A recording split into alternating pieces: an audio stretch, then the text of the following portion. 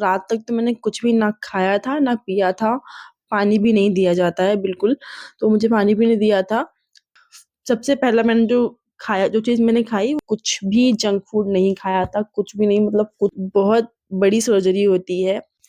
Hello everyone, welcome back to my channel. मेरा नाम नेहा है और मैं काफ़ी टाइम बाद वीडियो बना रही हूँ क्योंकि मेरी तबीयत ठीक नहीं थी।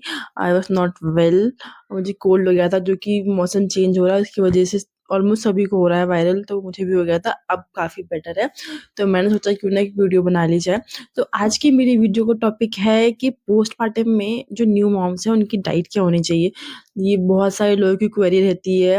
इनिशियल डेज पे मेरी भी क्वेरी थी कि क्या खाएँ, क्या ना खाएँ, और अगर हमने ऐसा कुछ खाया तो क्या वो हमें इफ़ेक्ट करेगा या बेबी को इफ़ेक्ट करेगा, ऐसा कुछ है।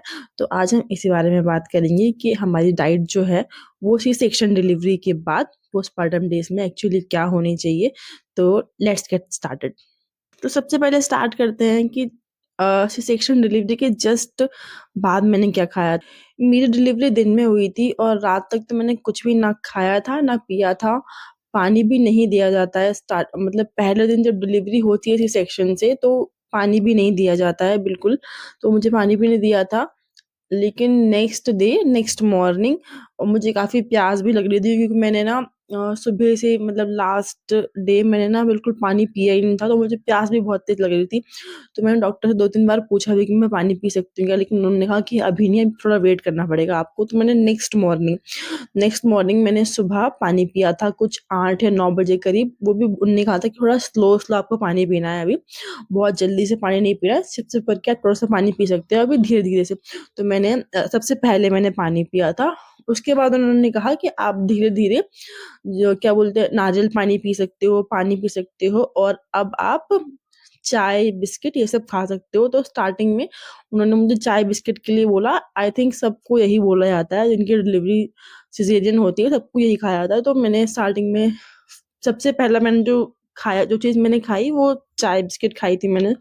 वो मैंने कुछ 10 से 11 बजे के आस-पास खाई थी, और पपीता खाने के लिए बोला जाता है, तो पपीता ही मैंने खाया था। तो पहले दिन तो मैंने यही खाया सुबह, और शाम को भी मैंने एक बार चाय और बिस्किट खाई थी। तो ये था, मैंने पहले दिन यही खाया था। फिर नेक्स्ट डे मैंने स्टार्ट किया था। नेक्स्ट डे मेरे घर से थोड़ा-सा दलिया बन के आया था, बहुत पतला-सा दलिया, और उसे मैंने खाया था। किसी दूध-वूध के साथ नहीं था, नॉर्मल दलिया था, वो दलिया मैंने खाया था। और खिचड़ी के लिए वो डॉक्टर ने मुझे कहा था, लेकिन क्योंकि मेरे घर वाले मना कर रहे थे कि इसमें चावल है तो वो टाँकों के लिए सही नहीं है, आई डोंट नो। तो अब उस टाइम तो हम किसी से लड़ नहीं सकते कि हमें ये नहीं खाना, हमें वो नहीं खाना, मतलब हमें हमें ये खाना है, हमें, या फिर डॉक्टर ने हमें कहा है। कई बार ऐसा होता है कि डॉक्टर भी हमें जो कहते हैं वो भी हम नहीं मान पाते, क्योंकि हमारे हमारे जो फैमिली मेंबर्स होते हैं वो हमें कहते हैं कि तुम्हारे लिए ये चीज़ सही नहीं है, तो हमें कुछ उनकी भी माननी होती है। तो इस वज़ह से मैंने खिचड़ी वगैरह तो उस टाइम कंज़्यूम नहीं की थी। हाँ, पर मैंने दलिया खाया था, और दाल का पानी, मूँग की दाल का पानी, या पानी कह लो या फिर मूँग की दाल ही जो थी, हल्का-सा उसमें नमक डाल के, थोड़ा मतलब जैसे कि टेस्ट आया तो हल्का-सा नमक डाल के वो मैंने खाई थी। तो सेकंड डे का ऐसा हो गया कि मैंने सुबह में दलिया और दाल खाई थी और शाम को मैंने दलिया खाया था।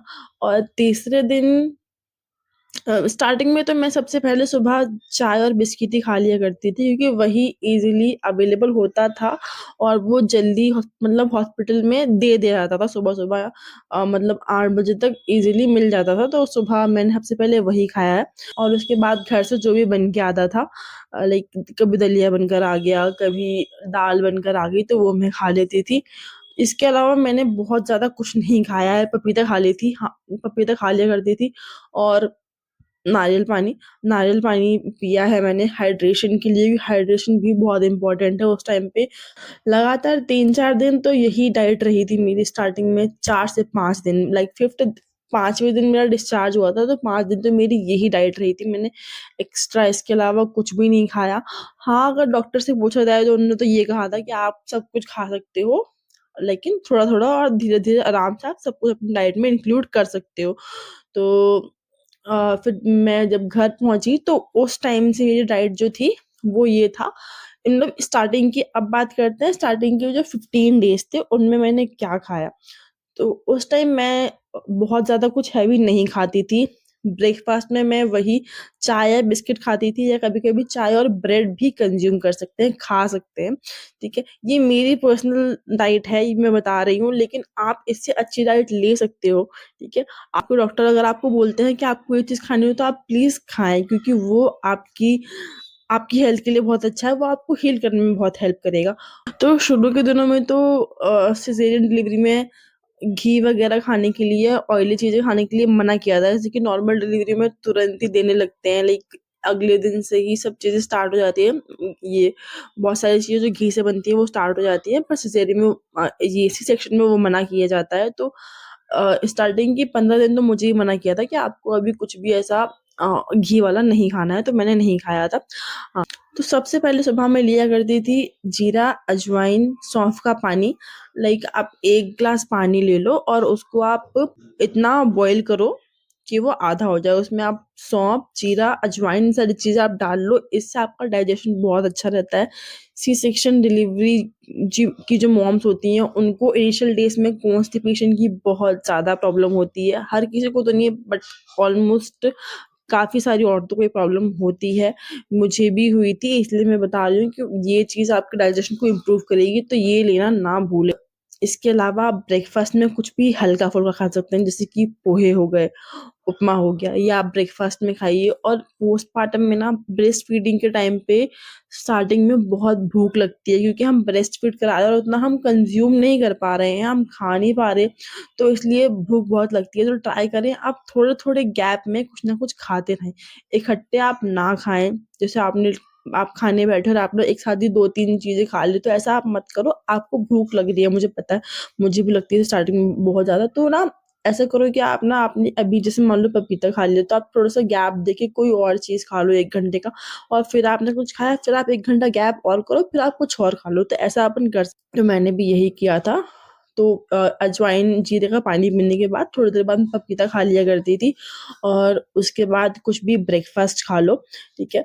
और फिर दिन में मैं ज़्यादातर लंच में दाल, मूँग की दाल, जो भी दाल अवेलेबल है घर में, वो दाल लेके उसमें लाइक 1 रोटी में या तो नॉर्मली खा लिया करती थी, या कई बार होता है ना रोटी तोड़ के हम दाल में डाल लेते हैं तो थोड़ी सॉफ्ट हो जाती है, तो उसको वैसे हमारे यहाँ बोलते हैं मीड के खाना, तो मीड के भी खा सकते हैं ऐसा। तो उस वैसे कुछ मैं वैसे खा लिया करती थी। तो ये दिन में मैं ऐसे करती थी। और फिर जब मुझे शाम को भूख लगती थी तो मैंने क्या किया था, मखाने मखाने भून के रखे थे घी में। बहुत ज़्यादा घी नहीं डाला था, थोड़ा-सा ही घी डाला था जिससे कि वो थोड़े-से क्रंची हो जाएँ। तो मखाने भून के रखे थे, तो वो मखाने मैं शाम को खा लिया करती थी, क्योंकि भूख लगती है ब्रेस्ट फीडिंग में ना, आपको थोड़ी-थोड़ी देर में कुछ ना कुछ खाने का मन करता है और भूख भी लगती है, तो मखाने मैं खा लेती थी शाम को। और रात को भी या तो दाल या फिर कोई भी सीज़नल सब्ज़ी जो अच्छी हो, यानी यानी कि जो साफ़ हो, वो आप खा सकते हो, जो ईज़िली डाइजेस्ट कर सको आप। जैसे कि ना लौकी होता है, तुरई होती है, मटर होती है, आलू भी होता है। तो कई लोगों के केसेस में क्या होता है, आलू ना गैस बनाता है, तो इसीलिए कुछ लोग आलू अवॉइड करते हैं। लेकिन तो आप ट्राई करें कि आप ना सीज़नल सब्जियाँ खाएँ जो उस टाइम पे अवेलेबल। अगर आपकी डिलीवरी सर्दियों में हुई तो ये तो बहुत ही अच्छी बात है, क्योंकि सर्दियों में तो इतनी सारी सीज़नल सब्जियाँ आती हैं और इतनी फ्रेश सब्जियाँ आती हैं कि आप जो चाहें वो खा सकते हैं। बस जिनकी डिलीवरी गर्मियों में होती है, थोड़ी उन्हें दिक्कत आती है। जैसे मेरी हुई थी जुलाई के टाइम पे, तो मुझे थोड़ी दिक्कत आई थी, क्योंकि उस टाइम कुछ सब्जियाँ ऐसी नहीं थी, प्लस बारिश की वज़ह से सब्जियाँ साफ़ भी नहीं आती हैं। तो थोड़ा उस टाइम डर रहता है, तो इसीलिए मैंने उस टाइम ऐसी कोई सब्ज़ी नहीं खाई थी जो पत्ते वाली, जैसे कि पालक-वालक मैंने नहीं खाई थी, उस टाइम अवॉइड की थी। पर मैंने तुरई खाई थी, मैंने लौकी खाया था, और भिंडी भी मैंने थोड़ी-थोड़ी खाई थी। मतलब आप सब कुछ खाओ, आप ऐसा मत करो कि आप बिल्कुल एक चीज़ को बिल्कुल ही अवॉइड कर लो, बिल्कुल नहीं खा रहे, ऐसा आप मत करो, आप सब कुछ खाओ, जो आपको मन कर रहा है, थोड़ा-थोड़ा हर चीज़ को खाओ। ठीक है? और दूध भी आप पियो, थोड़ा-थोड़ा दूध भी पीते चलो। ऐसा नहीं है कि आप दूध भी अवॉइड करो, और ये चीज़ भी नहीं है कि आप दूध पियोगे तो ही दूध आएगा, ऐसा बिल्कुल भी नहीं है। बस ये है कि आप दूध अपने लिए पियो, हीलिंग के लिए। 1 ग्लास दूध, उसमें थोड़ी-सी हल्दी डाल के आधे चम्मच थोड़ा कम हल्दी डाल के आप पी सकते हो। तो आपकी बॉडी को हील करने के लिए बहुत ज़रूरी है, तो आप वो पी सकते हो। और इसके अलावा दूध और दलिया काफ़ी बेनिफिशियल रहता है, प्लस वो हल्का भी होता है, लेकिन कुछ लोगों को दूध दलिया खाने से गैस भी बनती है, प्लस कॉन्स्टिपेशन भी होता है। मेरे डॉक्टर ने मुझे कहा था कि दूध दलिया कई बार कॉन्स्टिपेशन का बहुत बड़ा रीज़न होता है, तो कुछ लोगों को वो सूट नहीं करता। अगर आपने नोटिस किया कि आपको वो खाने से कुछ कॉन्स्टिपेशन टाइप या गैस टाइप कुछ हो रहा है, तो आप उसको थोड़ा टाइम अवॉइड करो। तो स्टार्टिंग के 15 डेज़ में तो मैंने यही सब खाया था। मैंने दाल खाई, दाल के साथ रोटी वग़ैरह 1 या 2, बहुत ज़्यादा रोटी नहीं खाती थी मैं उस टाइम, 1 या 2 रोटी खाती थी। और सब्जियाँ खाया करती थी, जैसे लौकी, तुरई, भिंडी और कोई-सी भी दाल। ये सब चीज़ें जो है ना, ये सब डाइजेशन के लिए बहुत अच्छी रहती हैं, ईज़िली डाइजेस्ट हो जाती हैं, तो इसीलिए ये सब चीज़ें उस टाइम पे सजेस्ट की जाती हैं। प्लस खिचड़ी, खिचड़ी भी बहुत लोगों को याद है, खिचड़ी खाइए, तो खिचड़ी भी खा सकते हैं। मैंने खिचड़ी शायद बहुत ही कम खाई थी, मेरे फैमिली वाले उस चीज़ से एग्री नहीं कर रहे थे, तो मैंने खिचड़ी नहीं खाई थी, कम ही खाई थी। हमने डाइट के बारे में तो बात कर ली, अब एक चीज़ और है जो कि है हमारा हाइड्रेशन। तो डाइट के साथ-साथ अपनी हाइड्रेशन को भी आप मेंटेन करके रखें, जितना हो सके अपनी बॉडी को हाइड्रेट रखें, अच्छे से अच्छा खाना खाएँ और ज़्यादा से ज़्यादा पानी पिएँ। और पानी आप जो भी पी रहे हैं, गरम, ठंडा, वैसा आप जैसा ही पानी आप पी रहे हैं, तो आप ज़्यादा से ज़्यादा पानी पिएँ, क्योंकि वो आपकी बॉडी के लिए अच्छा है। आई होप आपको मेरा कंटेंट थोड़ा बहुत पसंद आ रहा होगा, और आई एम ट्राइंग कि मैं आपको सब चीज़ें थोड़ा एक्सप्लेन कर पाऊँ।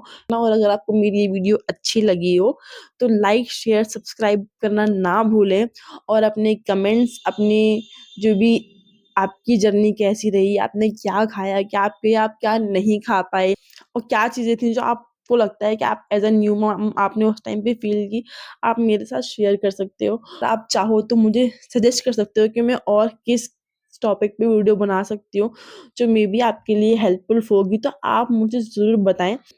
सो आई होप आप आज की ये वीडियो यूज़फुल रही होगी, आपको कुछ सीखने को, कुछ जानने को मिला होगा, और मैंने आपको कुछ अच्छा बता पाया होगा।